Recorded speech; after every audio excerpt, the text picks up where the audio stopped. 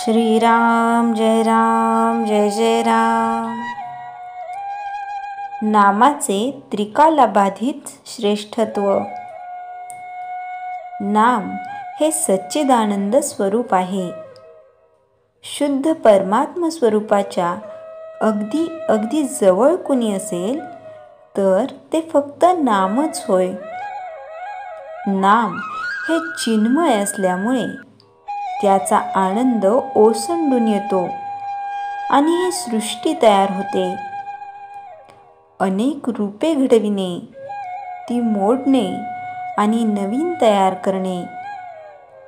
पण आपण स्वतः मात्र मूळ स्वरूपाने राहणे ही केवढी विलक्षण लीला आहे.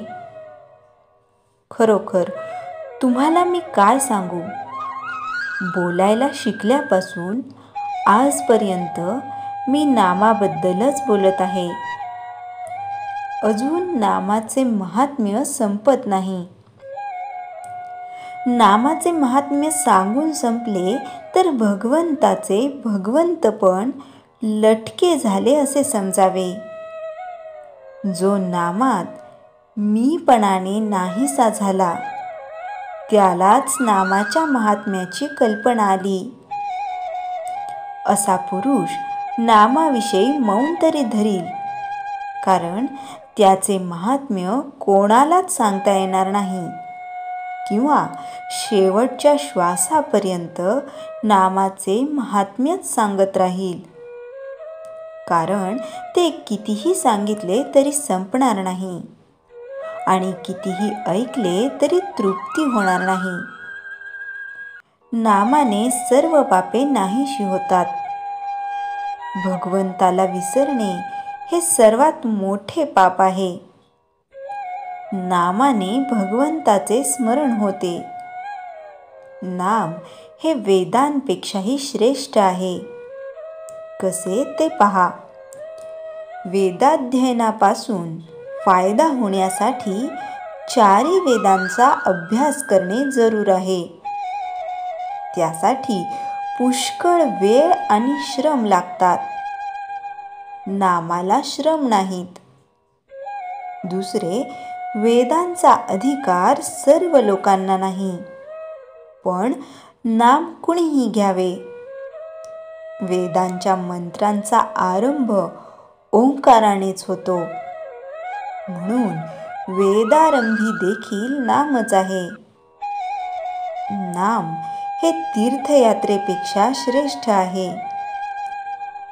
अंतरंगमध्ये बदल होण्यासाठी यात्रा करायची असते, पण त्याला श्रम, पैसा, प्रकृती वगैरे गोष्टी अनुकूल असाव्या लागतात. नाम हे घर बसल्या अंतरंग बदलण्याचा अनुभव आणून देते. पंढरपूरला जाऊन नाम घेण्याचे जर न शिकला तर जाणे व्यर्थ गेले म्हणावे. नाम घ्यावे अशी बुद्धी होण्यासाठीच तेथे जाणे जरूर आहे. नाम हे सर्व सत्कर्मांचा राजा आहे. सत म्हणजे भगवंत.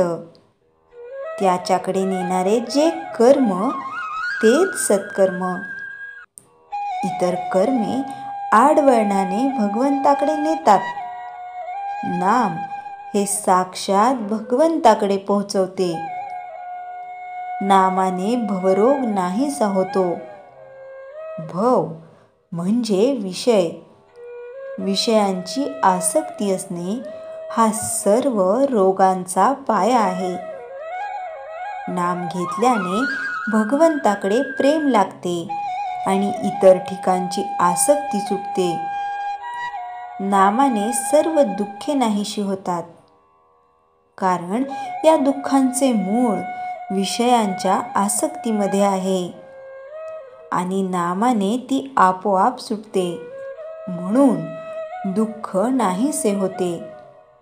शिवाय भगवंत हा आनंद रूप असल्याने त्याला नामाने घट्ट धरला की दुःख त्या ठिकाणी कसे राहू शकेल. श्रीराम जय राम जय जय राम. चैतन्यवाणी प्रत्येक मनुष्याने भगवंताचे नाम घ्यावे, त्याचे ध्यान करावे, त्याच्या स्मरणात राहावे आणि आपल्या जन्माचे सार्थक करून घ्यावे. श्रीराम जय राम जय जय राम.